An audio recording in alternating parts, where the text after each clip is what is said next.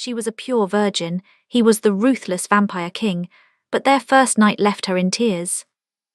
The iron chains felt cold against Ilara's wrists as the village elders led her up the mountain path.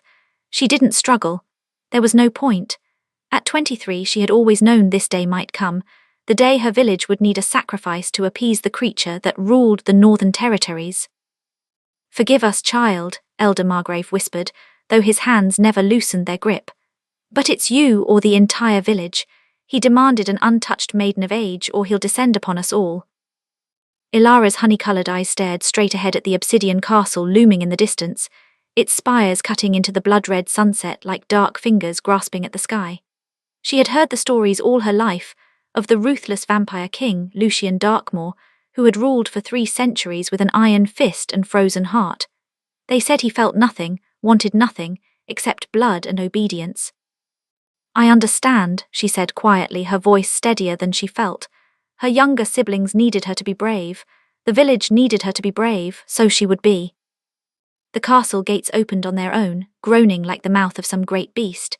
The elders practically threw her inside before scrambling backward, leaving her alone in the vast courtyard. The chains fell from her wrists, clattering to the black stone floor, released by some unseen force. "So you came willingly." The voice emerged from everywhere and nowhere, deep as midnight, smooth as silk over a blade's edge. Ilara's breath caught as he materialized from the shadows, and nothing could have prepared her for the reality of him. Lucian Darkmoor was terrifyingly beautiful. Tall and powerfully built, he moved with predatory grace, his midnight black hair falling to his shoulders, framing a face that seemed carved by some dark god's careful hand. But it was his eyes that made her heart stammer, crimson as fresh blood, ancient and knowing, fixed on her with an intensity that made her feel stripped bare. "I came because I had no choice," Ilara managed, lifting her chin despite the trembling in her knees. "But I won't beg for my life." Something flickered in those terrible red eyes, surprise perhaps. His lips curved into the ghost of a smile. "No begging, how refreshing, they usually weep and plead." "Would it matter if I did?" "No," he circled her slowly like a wolf assessing prey, "but your courage is noted." "Then get it over with," Ilara said, closing her eyes. "Drink your fill and end it." The silence stretched so long, she finally opened her eyes to find him studying her with an expression she couldn't read. "I'm not going to kill you," Lucian said finally. Relief and confusion warred in her chest. "Then, what?" "I'm going to marry you." The world tilted. "What?" "You heard me correctly." He turned away, his black cape swirling. "I require a wife and you meet the necessary requirements, pure, untouched and apparently not prone to hysterics. The ceremony will be tomorrow at midnight." "You can't be serious." Ilara found her voice, anger burning through her fear. "You can't just, I don't even know you, you're a monster." He moved so fast she didn't see it, suddenly inches from her face, his eyes blazing with cold fire. "I am a king, and you would do well to remember that, little human. I could have taken your village apart stone by stone, person by person. Instead, I offered a bargain, one life for hundreds. You were chosen. Be grateful I'm offering marriage instead of simply taking what I want." Ilara's heart hammered against her ribs, but she refused to look away. "And after we're married, what then? What do you want from me?" Something dark and unreadable crossed his features. An heir, companionship perhaps, obedience certainly. His voice dropped lower. "And on our wedding night, I will claim what is mine." Heat flooded her cheeks as his meaning became clear. "I won't." "You will." His finger traced her jaw with surprising gentleness, though his words remained cold. "Because you are mine now, Ilara. The sooner you accept that, the easier this will be for you." He vanished before she could respond, leaving her alone in the vast entrance hall, with only the echo of her name on his lips, and the terrible weight of her new reality.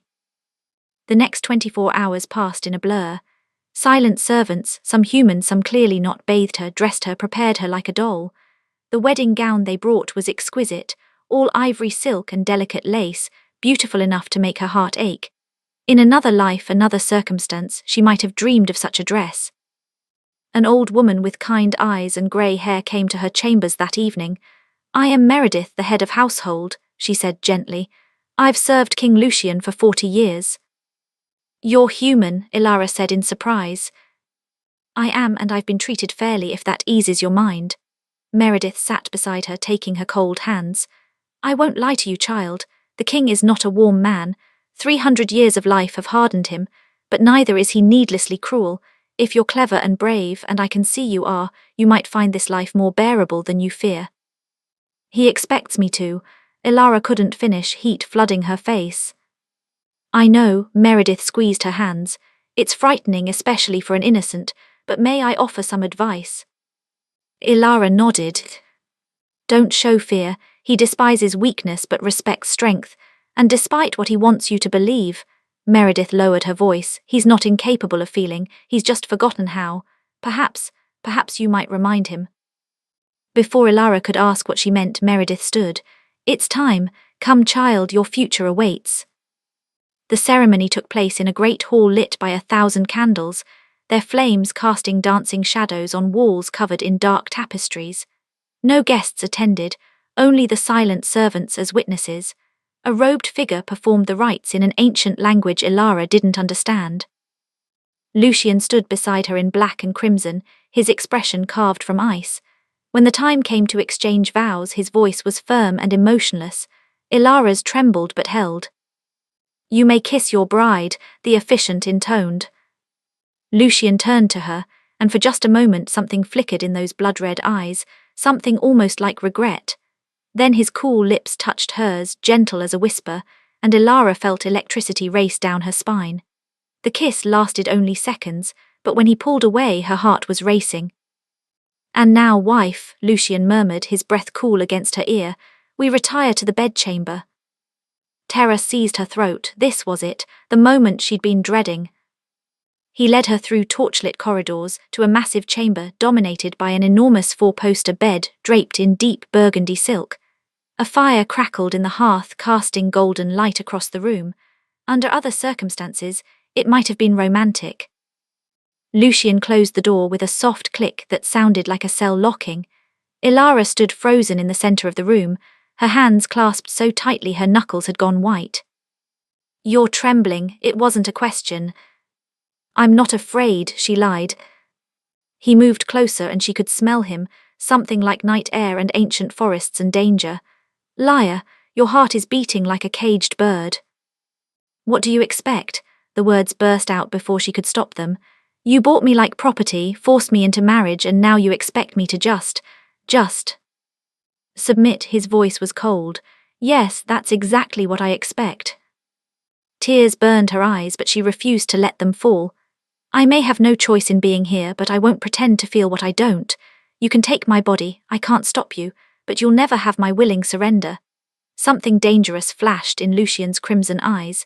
He moved so quickly Ilara gasped, suddenly finding herself backed against the wall, his arms caging her in on either side. His face was inches from hers, and she could see the inhuman beauty of him up close. The perfect pale skin, the sharp cheekbones, the full lips that seemed carved from marble. You think you can deny me? His voice was low, deadly soft. I've conquered kingdoms, little girl. I've watched empires rise and fall. Defiance is nothing new to me. Then I'll be just another defiant subject, Ilara whispered, her voice shaking but determined. Kill me or let me go, but don't ask me to pretend this is anything but what it is, a prison. For a long moment they stared at each other, locked in a battle of wills. Then, unexpectedly, Lucian pulled back. He turned away from her, running a hand through his dark hair in what looked almost like frustration. Do you think I wanted this? He said, his back to her. Do you think I enjoy terrifying innocent girls? Then why, Ilara found herself asking, why force this, why me? He was silent for so long she thought he wouldn't answer. When he finally spoke, his voice carried a weight of centuries. Because I'm dying. Ilara's breath caught. What? Lucian turned to face her, and for the first time she saw something other than cold arrogance in his expression, weariness ancient and bone-deep. Vampires can live forever, but only if we have an anchor, something to tether us to this world. For 300 years my anchor was my bloodline, my kingdom, my purpose. But time erodes all things, even for the immortal. I felt myself fading, becoming more monster than man. He moved to the window, staring out at his dark domain. The old magic says a true bond, a wife and heir can renew that anchor, can restore what's been lost. So yes, I need you, I need this marriage consummated, I need an heir if such a thing is even possible between our kinds. His laugh was bitter. I need what I can never truly have, a real connection to something beyond myself. Ilara's anger wavered, replaced by something uncomfortably like sympathy. You could have explained. Would it have mattered? He glanced back at her. Would you have come willing if I'd sent a polite letter explaining my existential crisis? Despite everything, a startled laugh escaped her. Probably not. The corner of his mouth twitched, the closest thing to a real smile she'd seen from him. Then it faded. But it doesn't change what must happen tonight. I don't have the luxury of time for courtship or gentle wooing. I need— He stopped, his jaw tightening. What? Ilara asked quietly. I need you to be my wife in truth, tonight. The vulnerability vanished, replaced by that cold mask again. And I will have that, Ilara, one way or another. He approached her again, each step deliberate, predatory. Ilara's heart thundered as he reached out, his cool fingers finding the laces of her gown. She closed her eyes, tears finally spilling over. Look at me, Lucian commanded softly. She forced her eyes open, meeting his crimson gaze through her tears. Something in his expression cracked. His hand, still at her laces, trembled just slightly, but she saw it. Why are you crying? Because I'm scared, she whispered. Because you're a stranger. Because this isn't how I imagined my first time would be. Because even though I understand your reasons, I still feel like a thing being used, not a person being chosen. Lucian's hand fell away from her gown. He stepped back, turning away from her again. The silence stretched, broken only by the crackling fire. What would you have imagined? He asked finally, his voice strange. For your first time. Ilara blinked, surprised by the question. I don't know, someone who loved me, I suppose. Someone who cared whether I was happy or frightened. Someone who would be gentle and patient and— She trailed off, feeling foolish. Someone human, Lucian finished. Someone warm. Someone kind, she corrected quietly. He made a sound that might have been a laugh or a sigh. I haven't been kind in 200 years. I'm not sure I remember how. Then perhaps you should learn, Ilara said, sudden boldness filling her. Because taking me by force or coercion won't give you what you truly need, will it? You said you need a real bond, real connection. You can't force that into existence. Lucian spun to face her and the look in his eyes was almost lost. Then what would you have me do? I don't have time for a lengthy courtship. Every day I feel myself slipping further from humanity. Soon there will be nothing left but the monster. Ilara's mind raced. An idea formed, risky, possibly foolish, but it was all she had. Then give me 1 week. What? 1 week, she repeated, stepping closer to him. 7 days where you try to treat me as a wife, not a possession. Let me get to know you. Let me see if there's still a man beneath the monster. And if at the end of that week I choose to give myself to you willingly. She took a shaky breath. Then you'll have your true bond, your real connection, not something taken but something freely given. And if you don't choose that, his voice was dangerous again. Then you'll be no worse off than you are now, Ilara said. 1 week won't make that much difference to your condition, will it? But it could make all the difference to whether this marriage is a prison or a partnership. Lucian stared at her, and she could see the war playing out behind his eyes. Desperation versus pride, need versus control. You're either remarkably brave or remarkably foolish, he said finally. Perhaps both. Another twitch of his lips. 7 days. But at the end of that week, Ilara, if you refuse me, I will take what I need regardless. Do you understand? I'm giving you a chance at choice, but ultimately this must happen. It wasn't ideal, but it was better than tonight, than now, than this cold transaction. I understand. Then we have an agreement. He moved to a cabinet and pulled out a velvet robe, tossing it to her. Change into something comfortable. Despite what you may think, I'm not so far gone that I'll force myself on a weeping virgin tonight. Ilara caught the robe, relief flooding through her. Where will you sleep? There's an adjoining chamber, I'll be there. He paused at the door. And Ilara, don't mistake mercy for weakness. I meant what I said, 7 days, use them wisely. Then he was gone, the door closing softly behind him. Ilara sank onto the edge of the enormous bed, her legs finally giving out. She'd bought herself time, but at what cost? In 7 days she would have to make an impossible choice: give herself to a monster or be taken by force. Unless, a small voice whispered in her mind, she could find the man Meredith claimed still existed beneath the monster's mask. It seemed an impossible task, but as Ilara changed into the robe and climbed into the vast, empty bed, she made herself a promise. She would spend the next 7 days searching for Lucian Darkmoor's lost humanity. And perhaps in the process, find a way to survive this nightmare with her soul intact. The next morning, Ilara woke to find a breakfast tray beside the bed and a note in elegant script: "Join me in the library at noon, where something practical. L." She found the library with Meredith's help, a vast room lined floor to ceiling with ancient books. Lucian stood by a window, dressed more casually than she'd seen him, in dark trousers and a simple shirt. He looked almost normal, almost human. "You came," he said, turning to her. "You commanded it." "I invited it," he corrected. "There's a difference, one you should learn to recognize this week." Ilara moved closer, eyeing the books. "Why the library?" "You said I should let you know me." He gestured to the shelves. 300 years of life leaves many stories. I thought we might start with some of them." It was the last thing she'd expected. "You're going to tell me stories?" Is that not how humans come to know one another? There was something almost uncertain in his voice, as if he'd forgotten how normal interaction worked. Despite herself, Ilara felt her lips curve into a small smile. It's a start. Over the next days, Ilara discovered a truth she never expected: Lucian Darkmoor was lonely. 300 years of life had left him isolated, feared, surrounded by subjects and servants, but no equals, no companions. As he shared fragments of his long existence, Ilara began to see beyond the monster to the man he'd once been: a soldier turned against his will, a protector of his people twisted into their predator. "I didn't choose this," he told her on the 3rd day as they walked through his winter gardens, dead roses heavy with frost. "A vampire queen made me her plaything, turned me, then abandoned me to this half-life. For years I was a mindless beast. When I finally clawed back my sanity, everyone I'd known was dead. Everything I'd been was gone." "So you built this," Ilara said, gesturing to his dark kingdom, "a place where you had control." "Control is all I had left." His crimson eyes met hers, until even that began to slip away. But it wasn't all darkness. Lucian, when he forgot to maintain his cold mask, had a sharp wit that made her laugh.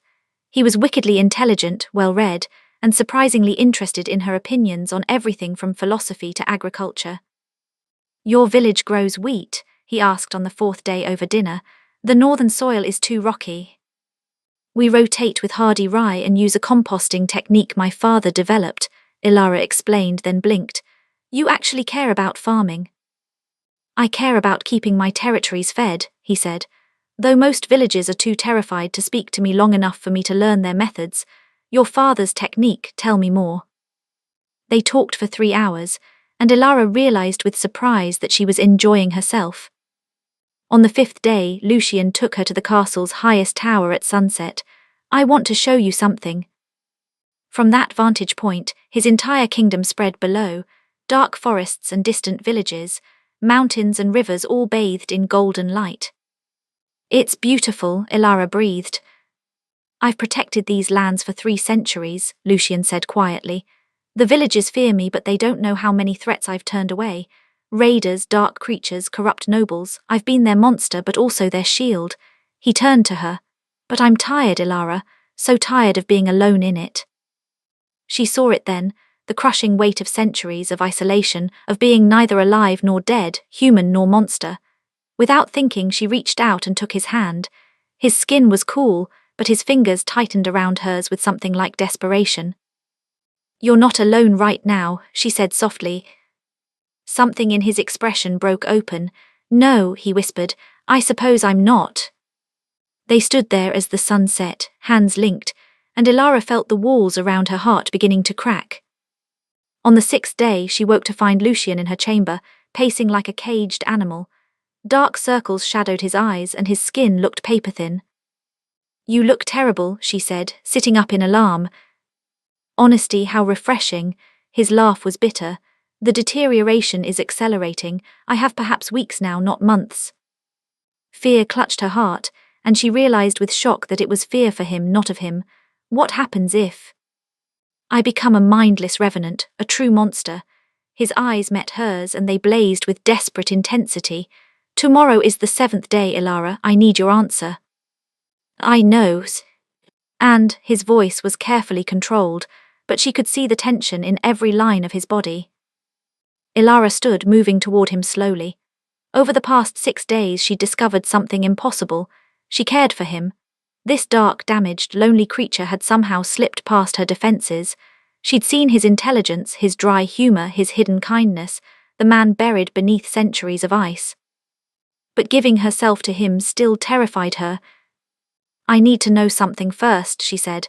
If I agree, will you be gentle with me? Lucian's expression softened in a way she'd never seen. He crossed to her, cupping her face in his cool hands with infinite tenderness.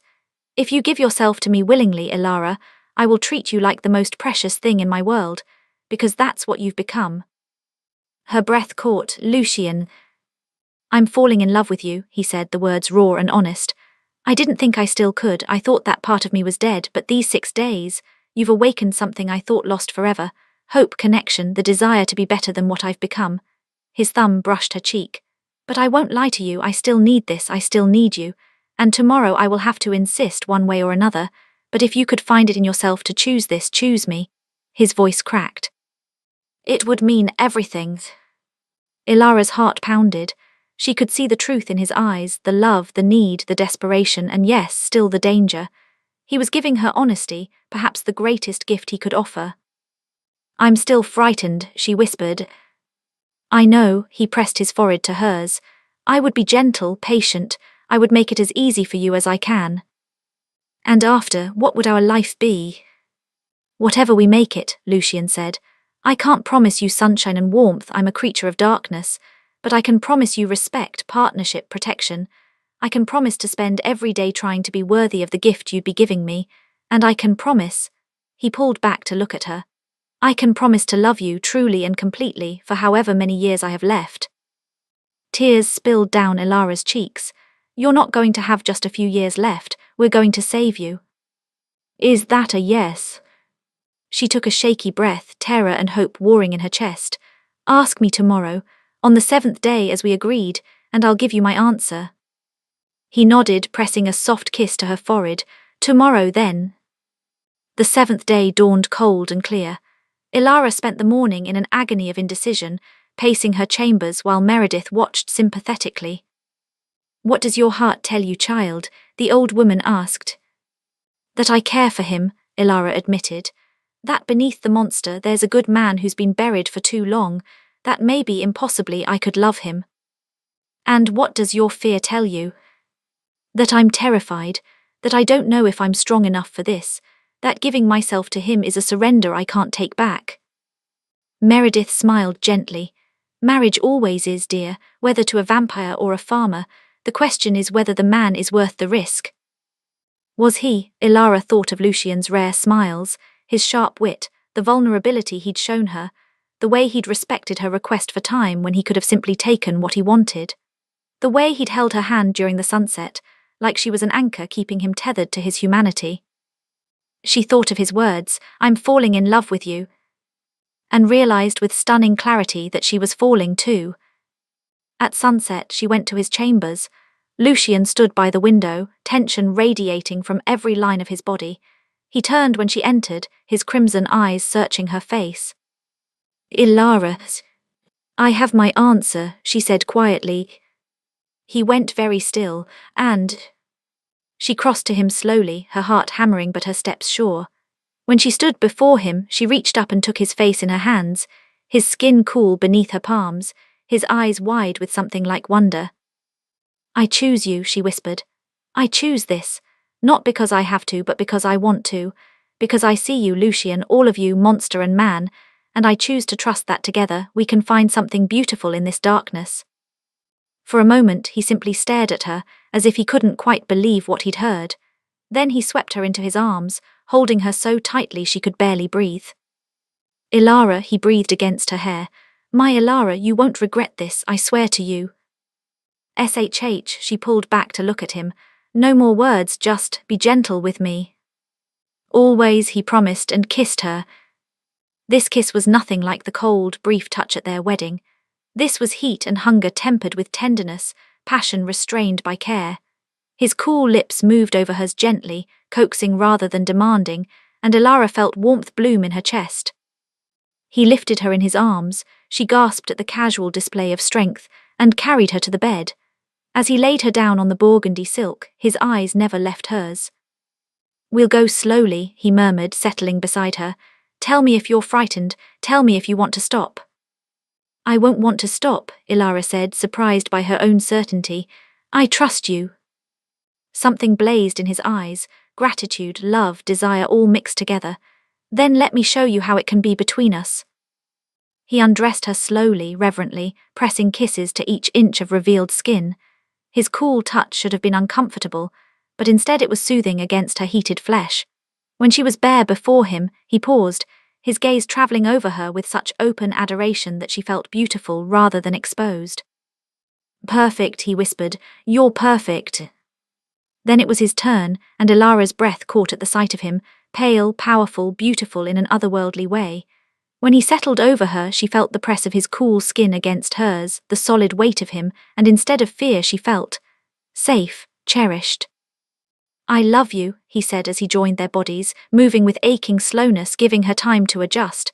I love you, Ilara. There was pain, she'd expected that, but it was brief, overwhelmed by the sensation of closeness, of connection, of two broken pieces finding a way to fit together. His hands were gentle, his kisses soft, his murmured words a constant stream of reassurance and devotion. And when the pain faded, replaced by something warmer, something that built like a rising tide, Ilara clung to him and let herself fall into the sensation, into him, into the impossible bond forming between them. When it was over, Lucien held her close, stroking her hair as she caught her breath. Are you all right? He asked softly. Did I hurt you? A little, she admitted, but it was beautiful too. He pressed a kiss to her temple. It will be better next time, I'll make sure of it. Next time, she looked up at him in surprise. His smile was tender and just slightly wicked. My dear wife, did you think once would be enough? I plan to spend the rest of the night showing you exactly how much I adore you. Heat flooded her cheeks, but she found herself smiling. The rest of the night. And every night after, he promised, for the rest of our lives. As he kissed her again, Ilara felt something shift in the room, a warmth, a glow, a sense of rightness. Lucien gasped, pulling back to stare at his hands. Colour was returning to his skin just slightly. The deathly pallor was fading. The bond, he breathed. It's working, you're anchoring me. Tears of joy spilled down Ilara's cheeks. Then we did it, you're going to be okay. We're going to be okay, he corrected, pulling her close again. Together. And as the night deepened around them, the ruthless vampire king and his pure-hearted bride discovered that sometimes the most powerful magic wasn't found in ancient spells or dark rituals, but in the simple, profound act of two broken souls choosing to heal each other. We saved each other, she whispered, and kissed him as their son laughed as the roses bloomed, as darkness and light learned to dance together in perfect harmony. Want more stories of love conquering darkness? Go to Patreon, link is in description. You will get more exclusive stories there, and where the impossible becomes inevitable. Go to Patreon, link in description.